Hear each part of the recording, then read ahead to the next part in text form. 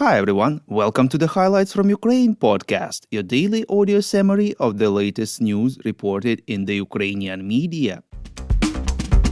My name is Artem, and here is the news. For 352 days, Ukraine stands strong against the forces of the Russian invasion.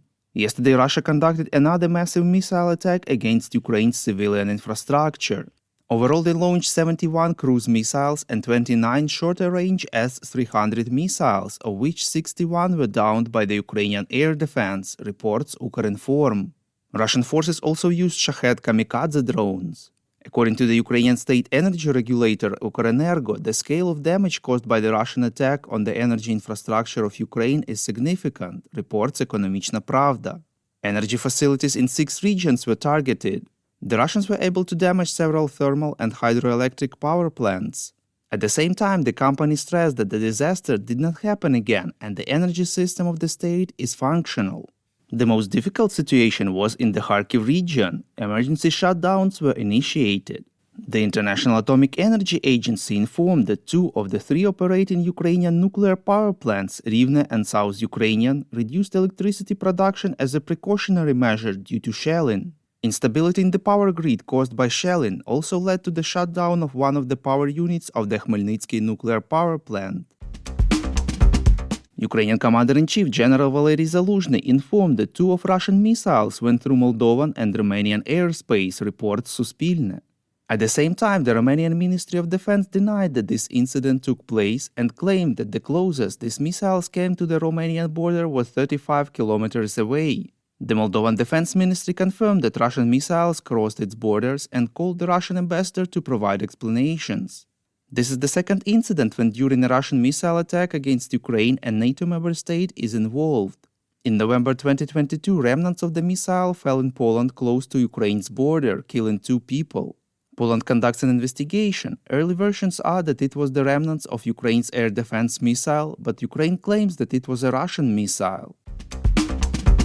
German Chancellor Olaf Scholz expressed hope that by the end of March, 80 Leopard 2 tanks will be ready for transfer to Ukraine, reports Ukrainska Pravda. At the same time, the German Chancellor admitted that it was not easy. He noted that Berlin is trying to promote this issue with partners. The Netherlands said that they don't plan to send 18 Leopard 2 A6 battle tanks leased from Germany to Ukraine. The country's defense minister said that the German government decided not to allow the transfer of these tanks to Kyiv for military reasons, but even if they had allowed it, the Netherlands would still not go for it. Back in January, the Prime Minister of the Netherlands, Mark Rutte, said that the country is considering the possibility of buying tanks leased from Germany in order to transfer them to Ukraine. Earlier this week, it became known that the Netherlands, Denmark and Germany agreed on cooperation in order to transfer to Ukraine about 100 Leopard 1 tanks from industrial warehouses in Germany. Coordinator for Strategic Communications at the National Security Council in the White House, John Kirby, believes that Russia is using the winter period to replenish personnel and rearm in order to resume offensive operations in Ukraine in the spring, reports Ukrinform. According to him, the US sees that the Russians continue to conduct offensive actions in Donbass. The fighting around Bakhmut remains brutal in particular. Kirby emphasized that the US and other allied countries have increased the delivery of military aid to Ukraine in recent weeks to help Ukrainians prepare for what the Russians may be planning in the spring.